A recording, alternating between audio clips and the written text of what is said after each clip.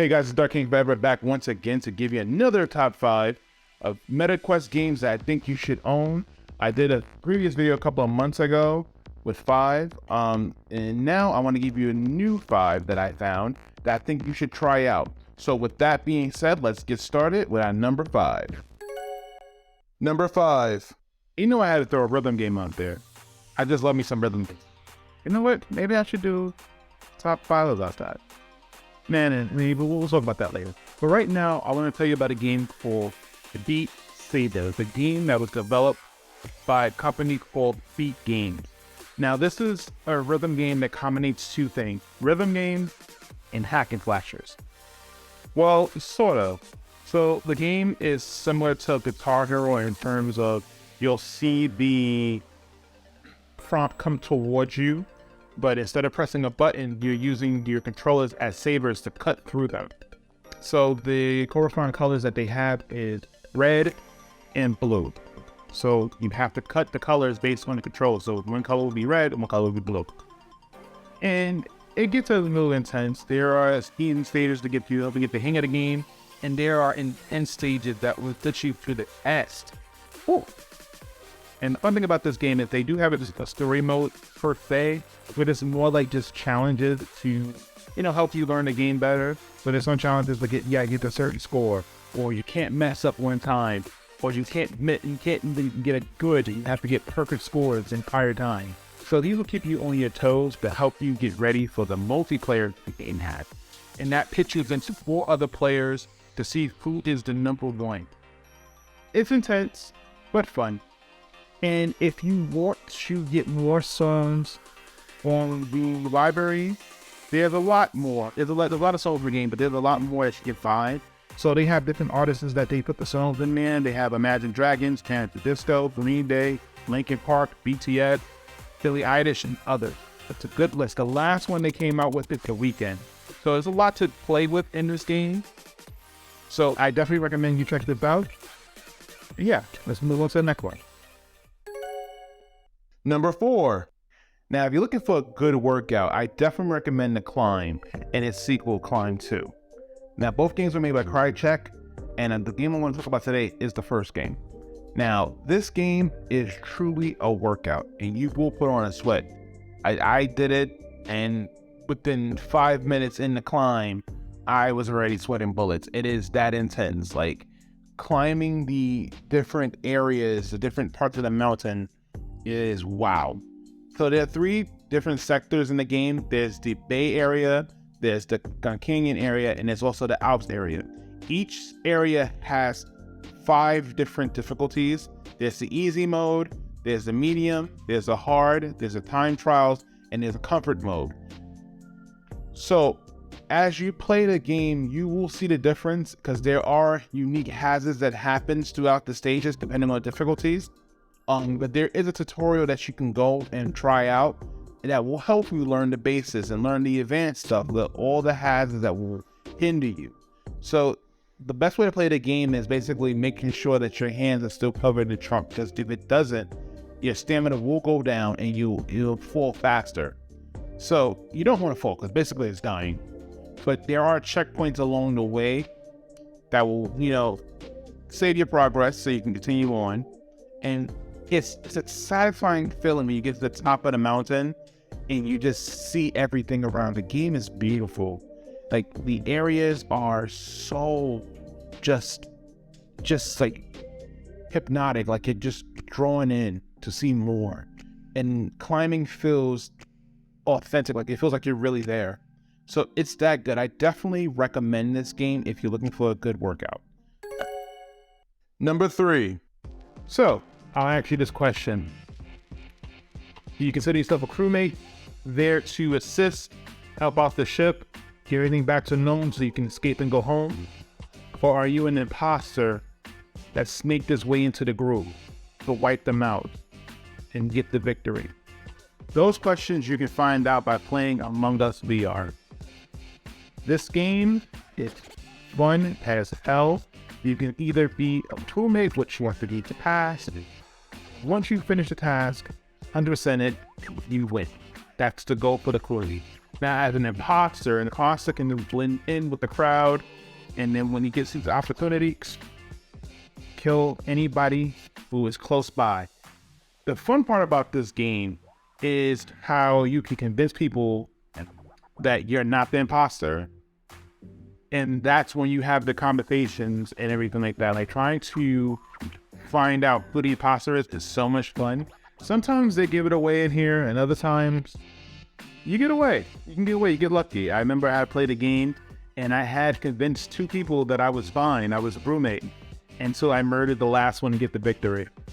You can have tons of laugh in the game, and it is a blast to play, especially in VR. You'll be locked in the game for hours. No lie. So, if you have the opportunity, check it out, please pick it up. Number 2. Sometimes it takes one bullet to change history, and you find that out by playing a game called Sniper Elite VR.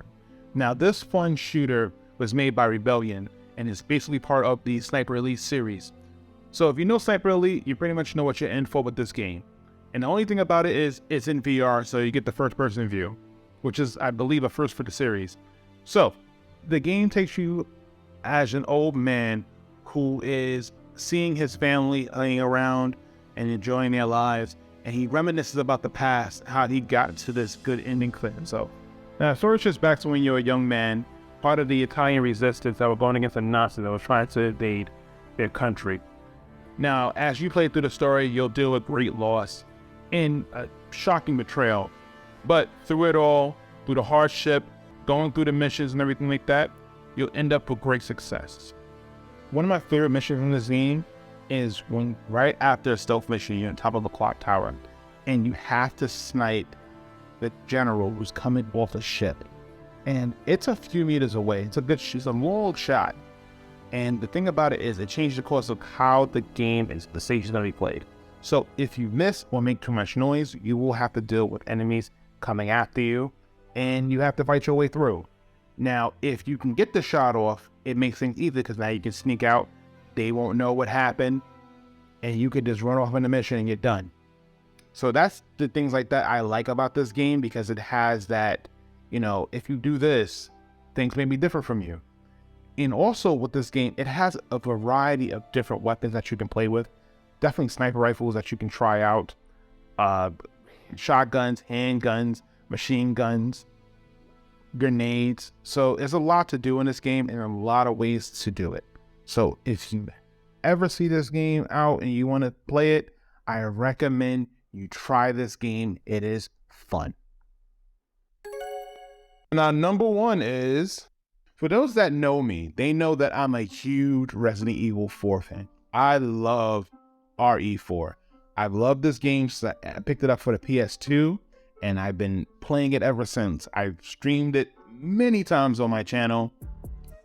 Dark King Forever on Twitch, though. Little plug there. But anyway, I played it on so many consoles since 1920, so you know I had to get it on the Oculus. And I will have to say that this is a definitive version of the game. The fact that you can play through the game, it looks beautiful. You can move and shoot. Now, there's no other Resident Evil 4 game that allows you to move while you're aiming. That's awesome. The game still has the immersion, and the scares kind of like elevates because it's in first person and you're there. I was terrified going through the little maze with the dogs. Oh, I hate that scene. Even on the console, I hated that scene. But now in first person, it is terrifying. Meeting the regenerators, oh God, it's scary. But it is satisfying to shoot the zombies, not even zombies, the Los Plagos. It is so satisfying to do.